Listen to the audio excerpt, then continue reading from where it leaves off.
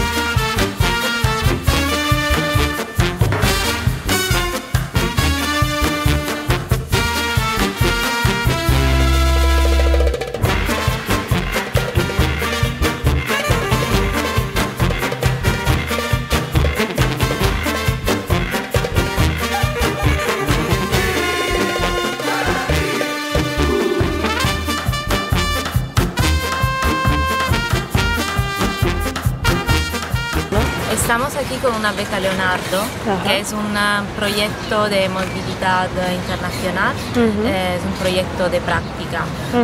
Estoy con un proyecto son 6 meses y estoy trabajando en una oficina que se llama Barcelona Voluntaria, que gestiona las acciones 1, 2 y 5 del programa Juventud, Youth in Action, y estoy ahí ayudando un poco sobre todo con las acciones 1 y 5.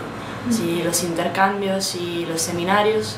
Hay 2 encargados que ya lo hacen hace bastante tiempo. Yo le ayudo un poco para organizar las cosas, tener los contactos con los partners y eso.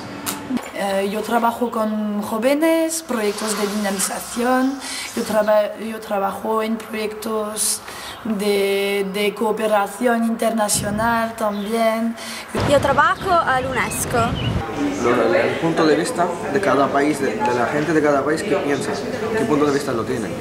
Participé en una formación, en un intercambio, fuimos a Francia. En Francia conocimos gente de otros países, de Grecia, de Italia, de Lituania, de Portugal. Trabajo con discapacitados, pero pensaba que fue trabajar con niños, que me gusta mucho.